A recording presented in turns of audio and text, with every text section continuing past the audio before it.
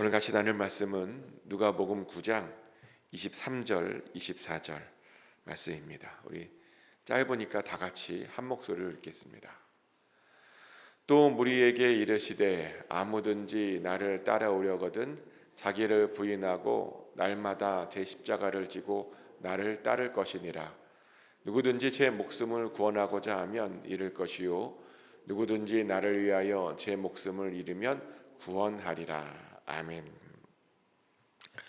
하나님의 평안이 여러분 심령 가운데 함께 하시기를 예수 그리스도의 이름으로 축복합니다. 어제가 성금요일이었죠.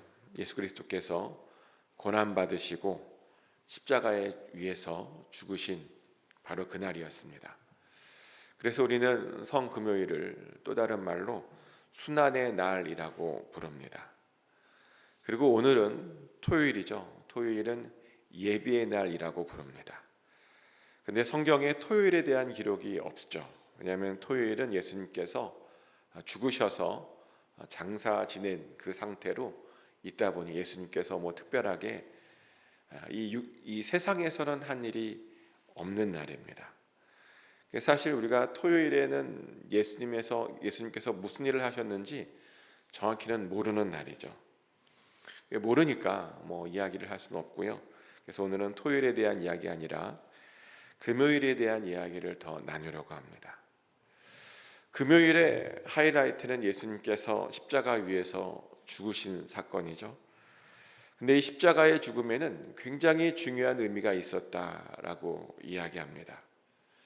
학자들에 따르면 이 십자가 죽음은 왕의 대관식이었답니다.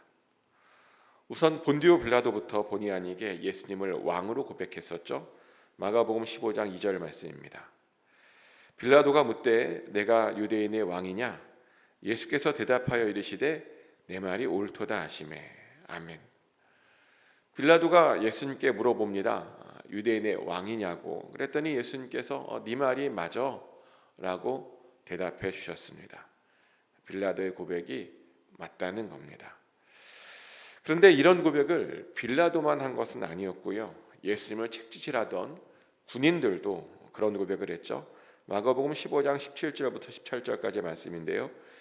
예수에게 자색 옷을 입히고 과시관을 엮어 씌우고 격려하여 이르되 유대인의 왕이여 평안할지어다 하고 아멘. 그 군인들이 예수님께 왕만 입는다는 자색 옷을 입혔답니다. 그리고 가시면류관이긴 했지만 면류관도 씌워드렸답니다. 그리고 예수님께 격려를 했고요. 뭐라고 고백했냐면 유대인의 왕이여 평안할지어다 라고 외쳤답니다. 놀랍죠. 물론 이것이 예수님을 조롱하는 그런 의미에서 한 말이긴 한 거긴 하지만 의도야 어떻든 예수님께서는 그렇게 순간 왕 대접을 받으셨습니다. 그리고 십자가 위에서도 그러셨죠. 군인들은 예수님을 십자가 위에 매달아 놓더니 그 머리에 유대인의 왕이라고 써 놓았습니다. 그래서 모든 사람들이 죽어가는 예수님의 모습을 보고 유대인의 왕이 죽었구나라고 생각하게 되었습니다. 이렇게 예수의 십자가 사건은 왕의 대관식이었습니다. 그 말은 우리가 십자가에 달린 예수님을 어떻게 섬겨야 되냐면 왕으로 섬겨야 된다는 그런 뜻입니다. 맞아요. 예수님 우리의 왕입니다. 우리가 왕으로 섬겨드려야 됩니다. 그 말은 예수님의 말씀에 무조건 종된 사람으로서 순종해야 된다는 그런 뜻입니다. 그런데 그런 왕 대신 예수님께서 우리에게 명령하신 것이 하나 있죠. 우리가 처음 읽었던 말씀이죠. 우리도 당신처럼 십자가를 져야 한다는 겁니다. 예수 그리스도를 따라가려면 우리도 십자가를 지고 예수님을 따라야 된다라는 것이죠. 이제 궁금해집니다. 왜 예수님께서는 하고 많은 표현 중에 십자가를 지고 우리를 따르라, 예수님을 따르라 라고 명령하셨던 것일까요? 왜 하필 십자가였던 것일까요? 그것에 대한 힌트를 우리는 십자가의 용도를 통해서 알게 되는데요. 십자가는 누가 언제 지는 것이었냐면 곧 그 십자가에 매달릴 사람이 지는 것이 바로 십자가였습니다. 다시 말하면 이제 곧 죽을 사람이 지는 것이 십자가였다는 겁니다. 그래서 십자가를 져라라는 말은 죽을 각오하고 따라오라는 뜻이죠. 죽을 준비하고 따라오라는 겁니다. 이렇게 말하니까 갑자기 여러 생각이 들어요. 사실 잘 살고 싶어서 교회 나왔거든요. 좋은 일 많이 생긴다 그래서 교회 나왔거든요. 교회 오면 복 받는다고 그래서 나왔습니다. 혹시 죽을 거 알고 교회 나오신 분 계십니까? 교회 나오면 죽는데 그런 말 듣고 나오신 분 계십니까? 없죠. 근데 갑자기 예수님께서 죽으라 그러니까 이 길이 맞는 건가? 라는 생각과 더불어 두려움이 찾아옵니다. 정말 두렵습니다. 예수님을 따라가는 것이 두렵습니다. 근데 어떤 사람들은 죽음도 두렵지 않대요. 왜 두렵지 않냐 물어보니까요, 자신의 죽음의 의미를 제대로 이해하고 발견했더니 죽음도 두렵지 않다라는 그런 말을 하는 분들도 봤습니다. 2011년도에 일본에 큰 지진이 있었죠. 그 일로 원자력 발전소의 방사선 물질들이 굉장히 많이 유출되었죠. 근데 그때 죽음을 각오하고 자기의 목숨을 아끼지 않고 그 원자력 발전소로 들어간 사람들이 있었습니다. 피폭을 각오하고 죽을 걸 각오하고 들어간 사람들이 있었습니다. 심지어 그때 그들은 유서를 쓰고 들어갔대요. 가족들에게 나 여기 들어가면 살아오지 못할 거야 라고 유서를 쓰고 들어갔대요. 근데 왜 그들이 그렇게 자기의 목숨을 아끼지 않고 목숨을 걸고 들어갔는가?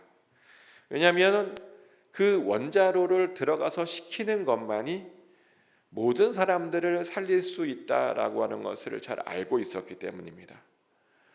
원자로를 시켜서 다시 컨트롤하게 해야만 다 살 수 있다는 것을 알고 있었기 때문입니다. 죽음의 의미를 잘 알고 있었다는 겁니다.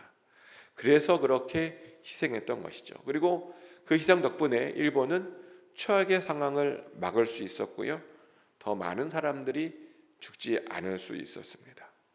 근데 만약 그들이 내 목숨 아까워서 못 들어가겠어, 나는 죽지 않을 거야 라고 그랬다면 아마 일본은 지금쯤 사람이 살 수 없는 땅이 되었을 겁니다.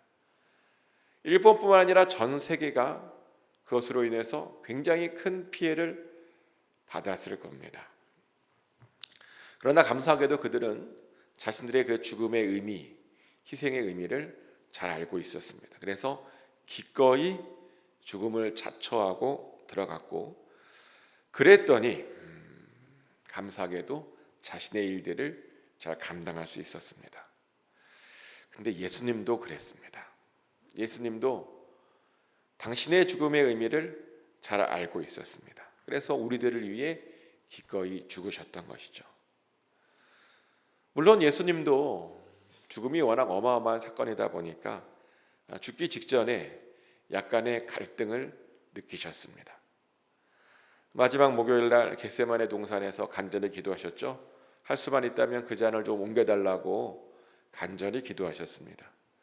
심지어 베드로와 요한과 야고보에게 이런 말까지 했습니다. 내 마음이 심히 고민하여 죽게 되었으니까 너희는 여기 머물러서 깨어서 나를 위해 좀 기도해다오 라고 부탁까지 했습니다. 근데 기도를 하면서 예수님도 당신의 죽음의 의미를 깊이 깨닫게 되었죠. 그래서 나중에는 그 기도가 이렇게 바뀌었습니다. 그러나 나의 원대로 마옵시고 아버지의 뜻대로 되기를 원합니다 라고 바뀌었죠. 왜냐하면 예수님께서 십자가 위에서 죽으셔야 하나님의 사랑이 온전히 우리 가운데 나타날 수 있는 것이었기 때문입니다. 예수님께서 죽으셔야 우리 모두가 구원받을 수 있었기 때문입니다. 예수님께서는 그렇게 기도를 통해서 당신의 죽음의 의미를 깨닫고 거기에 순종함으로 십자가를 지셨던 겁니다. 죽음에 대한 그 의미를 이해하고 났더니 죽음이 무섭지 않고 그 십자가를 잘 질 수 있게 되었던 겁니다. 근데 우리는 자꾸만 그 의미를 깨닫지 않으려 하고 그냥 죽음만 무서워합니다. 왜 그러느냐? 기도를 별로 하지 않아요. 기도를 해야 뭐 죽음의 의미도 이해하고 하나님의 부르심에 대한 의미도 이해하고 십자가에 대한 의미도 이해하고, 그래서 우리가 십자가를 져야 되겠다라고 하는 생각을 할 텐데 기도를 하지 않습니다. 근데 아니요, 기도해야 합니다. 기도함으로 우리가 왜 십자가를 져야 하는지, 왜 우리도 죽어야 되는지 그 의미를 알아야 됩니다. 예수 그리스도와 함께 십자가에 죽는 것만이 사실 우리가 예수님을 따라가는 유일한 방법입니다. 그거 외에는 다른 방법이 없습니다. 근데 우리는 기도하지 않다 보니 그 유일한 해결 방법을 자꾸나 부인하고, 십자가 지는 것이 너무 어렵다, 너무 어려워서, 너무 무거워서 못 지겠다라고 말합니다. 기도하지 않다 보니 자신을 죽이지 못하고 자꾸만 십자가를 내려놓으려고 합니다. 그래서 자꾸만 불평을 합니다. 교회 때문에 너무 많은 희생을 치르는 것 같다고, 예수님 때문에 너무 많은 손해를 보며 사는 것 같다고, 교회에서 쓰는 시간이 너무 아깝다고 라고 하며 불평을 합니다. 그러며 세상 사람들을 부러워하더라고요. 세상 사람들을 보니까 그들은 자기의 마음대로 시간도 쓰고 돈도 쓰고 하고 싶은 거 다 하고 놀고 싶은 거 다 놀고 편안하게 사는데 왜 우리는 그렇게 살면 안 되냐라고 불평을 하고 세상 사람들을 부러워합니다. 기도하지 않았더니 세상 사람들이 좋아 보인 것이죠. 근데요, 기도하면 세상 사람들이 절대로 좋아 보일 리가 없습니다. 세상 사람들이 절대로 부러울 리가 없습니다. 예전에 김동호 목사님의 이런 간증을 들은 적이 있었는데요. 김동호 목사님이 91년도에 처음으로 중국에 방문했었답니다. 근데 중국이 그때는 막 성장하던 때였고 활발했고 심지어 백화점도 있어서 중국에 백화점이 있네 하고 들어가 봤답니다. 근데 백화점을 둘러보는데요, 하나도 사고 싶은 게 없더래요. 안내하는 분이 중국이 이렇게 좋은 가전제품이 있고 이렇게 좋은 옷이 있고 얼마나 고급스럽냐고 설명하는데 하나도 갖고 싶은 게 없더래요. 하나도 욕심이 나지 않았답니다. 왜냐하면 이미 그때는 한국이 중국보다 몇십 년을 앞서 있기 때문이죠. 가장 거기에 최고급보다 더 좋은 것들이 그 자기네 집에 이미 있었다는 겁니다. 그래서 거저 준다 그래도 하나도 갖고 오고 싶지 않았답니다. 근데 그 마음을 보고 놀랐는데요, 중국보다 조금 더 잘 산다는 그 이유 하나만으로 백화점, 심지어 백화점에서 하나도 갖고 오고 싶은 것이 없었다라고 하는 그런 경험에 당신이 놀랐답니다. 그러면서 이런 생각이 들었대요. 내가 정말 구원의 확신을 가지고 기도함으로 하나님 나라의 삶을 산다면 이 땅에 사는 동안에는 정말 욕심 없이 깨끗한 삶을 살 수 있겠다라는 그런 생각을 하게 되었답니다. 근데 맞죠? 구원의 확신이 있으면 욕심이 없어집니다. 기도함으로 천국을 소망하면 욕심이 없어집니다. 이제 곧 천국에서 더 좋은 걸 누릴 텐데 여기에 있는 것들이 눈에 들어올 리가 없습니다. 세상 사람들이 부러울 리가 없다는 겁니다. 근데 만약 자꾸 세상 사람들이 부러우면 그건 뭔가 잘못된 겁니다. 아주 심각하게 잘못된 겁니다. 자꾸 다른 것들이 눈에 들어오면 정말 기도 열심히 하셔야 됩니다. 왜냐하면 그것은 아직도 천국에 대해서 잘 알지 못한다는 것이기 때문입니다. 예수님께서 우리에게 주시기로 약속하신 것들에 대해서요, 정말 아직 잘 모르는 것이기 때문입니다. 그리고 모르면요, 십자가를 지고 예수님을 따라갈 수 없습니다. 십자가를 지고 예수 그리스도와 함께 죽을 수 없다는 겁니다. 사도 바울은 고린도전서 4장에서 우리에게 이렇게 이야기합니다. 4장 9절 13절 제가 읽어드리겠습니다. 내가 생각하건대 하나님이 사도인 우리를 죽이기로 작전된 자같이 끄트머리에 두셨음에 우리는 세계 곧 천사와 사람에게 구경거리가 되었노라. 우리는 그리스도 때문에 어리석으나 너희는 그리스도 안에서 지혜롭고 우리는 약하나 너희는 강하고 너희는 존귀하나 우리는 비천하여 바로 이 시각까지 우리가 줄이고 목마르며 헐벗고 매맞으며 정처가 없고 또 수고하여 친히 손으로 일을 하며 모욕을 당한 즉 축복하고 박해를 받는 즉 참고 비방을 받은 즉 권면하니 우리가 지금까지 세상의 더러운 것과 만물의 찌꺼기 같이 되었도다. 아멘. 방금 읽어드린 말씀은 바울이 자신의 삶과 세상 사람들의 삶을 비교하며 말씀한 그런 내용입니다. 근데 바울의 고백에 따르면 자신이 예수님 때문에 구경거리가 되었답니다. 자신은 예수님 때문에 어리석은 자가 되었답니다.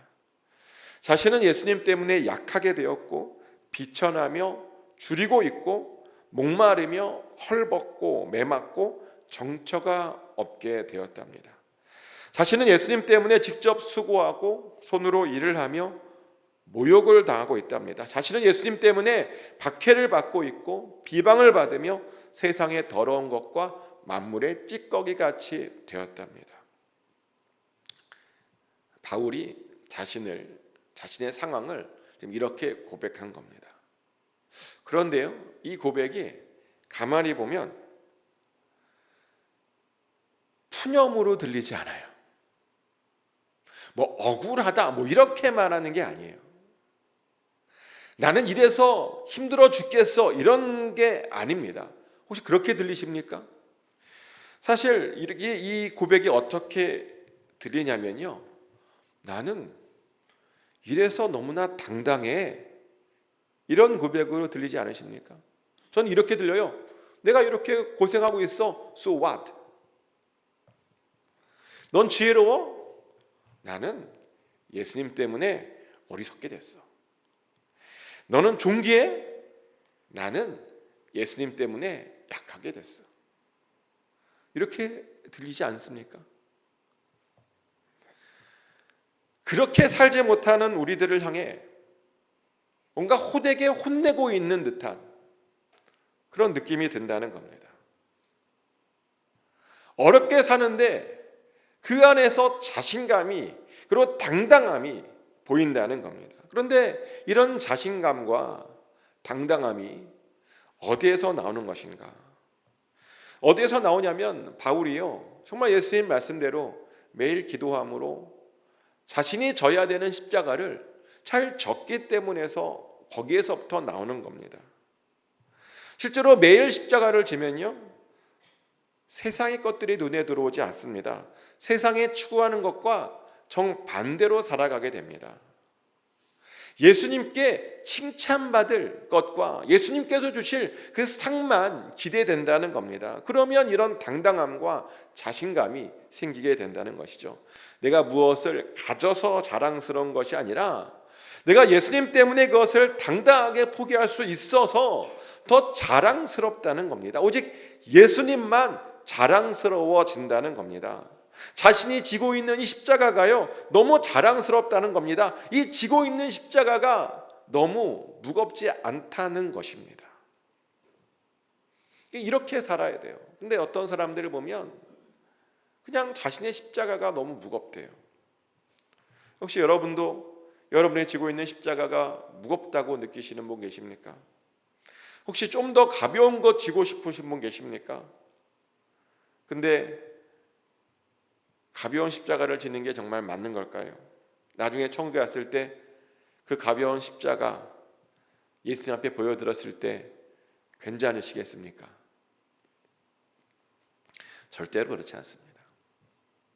내 십자가를 지는 거지 가벼운 십자가를 져서는 안 된다는 겁니다. 내 십자가를 가볍게 만들어서도 안 된다는 겁니다.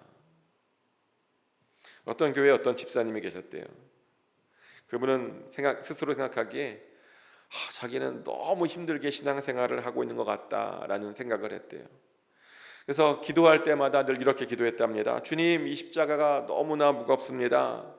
왜 저에게 이렇게 무거운 십자가를 주셨습니까? 가벼운 십자가 주시면 안 됩니까? 라고 기도했답니다. 근데 어느 날 어떤 꿈을 꿨는데요, 꿈에 보니까 자신이 커다란 십자가를 지고 가고 있는데 예수님을 만났대요. 그래서 그 예수님에게 부탁을 했답니다. 주님은 목수잖아요. 이 십자가가 너무 무거우니까 조금 가벼운 걸로 좀 바꿔주세요. 좀 잘라주시고 좌우 좀 잘라주시고 좀 다듬어주시고 가볍게 해달라고. 그랬더니 예수님께서 웃으시면서 그 십자가를 가볍게 해주셨답니다. 근데 여전히 무겁더래요. 여전히. 그래서 조금 더 앞으로 갈 때마다 예수님 아직도 무거워요. 조금만 더 작게 만들어주세요.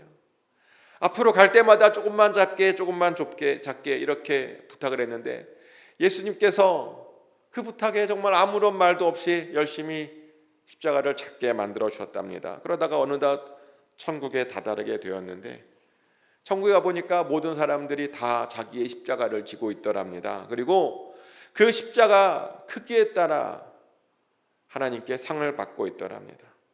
근데 그 집사님의 십자가는 하도 잘라갔고요, 어느덧 손바닥만한 십자가가 되어 있더랍니다.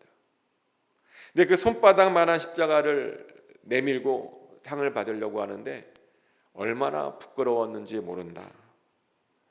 너무 부끄러웠답니다. 그 꿈속에서. 그러다가 잠에서 깼는데요, 그 꿈을 꾸고 나서 얼마나 회개했는지 모른답니다. 정말 너무나 부끄러웠답니다. 작은 십자가가요, 무조건 좋은 것이 아닙니다. 근데 우리는 작은 십자가를 지고 싶어 합니다. 예수님 때문에 덜 고생하고 싶어 합니다. 그러면 안 됩니다.